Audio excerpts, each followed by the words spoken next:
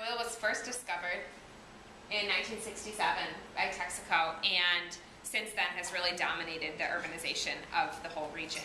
Right now it's about 40% of the profits that go to the country of Ecuador are as a result of oil. And so it's pushed the urbanization, pushed deforestation, and construction of roads.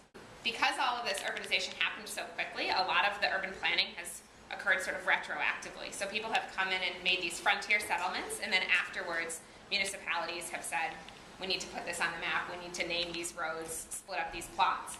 And so it's all occurring once settlement is already there, and the selling of land that people are already living on. Now I'm going to focus on the research design studios, which are taking place in the Catholic University in Quito, and they're undergraduate students and focusing specifically on the Matamanales corridor, which is transoceanic multimodal corridor that's connecting the Atlantic Ocean to the Pacific Ocean. And these studios are all a part of the South America project, which is run out of Harvard GSD, Graduate School of Design, and is a network of projects all around the continent. So we're the Amazon hub here. I don't know if you can tell, the little red segment in between is the section of the corridor that we're focusing on. So the corridor will connect the Amazon to the Napo River, and then at the port of Providencia, which is where the line goes white again, will be a series of roads that lead to Manta.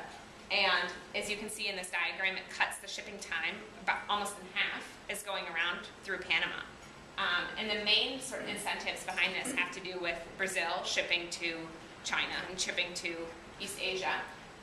But they're also discussing how it has to do with trade between Ecuador and Brazil. That is actually not really the case, or not really the focus. They don't have a lot of commercial ties compared to Brazil to Asia. There are 3 studios, the current 3 semesters long, and they're focusing one on the road, which is the orthogonal line here, and one on the port, which is where the Napo River will connect to the road, and then one on the river itself, which is on the right here. So the current studio is looking at the road, and the road is being constructed right now. It was a cobblestone road and is being turned into a 4-lane highway, basically to have containers shipped down it in trucks. And we sort of know that's going to be built in a formalized settlement, but the question becomes what sort of development is going to take place near the road, and how are the communities going to react. The second studio next semester will focus on the port. The port is being built by the government of Ecuador, and there's sort of discussing design strategies about it right now, but it does have support of the president, and discussing how that will play out in Providencia, which will become this major city. And the locals are starting to understand that this is going to happen, and so they're starting to split up plots and sell land. You can see here them discussing Providencia and what it will become. And then the final studio is going to focus on the river, and the reason the river is important is it's going to connect indigenous communities that are currently entirely isolated, and it is also going to affect the river itself is not navigable by major container ships, and so they're going to have to dredge out big sections of it.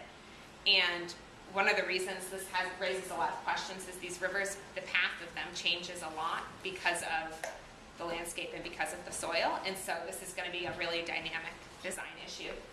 Our goal is there are 36 students in these studios right now, and our goal is to take a couple of them with very successful projects and bring them into the communities, get them out of Quito, and get them interfacing with the communities directly about their ideas for development.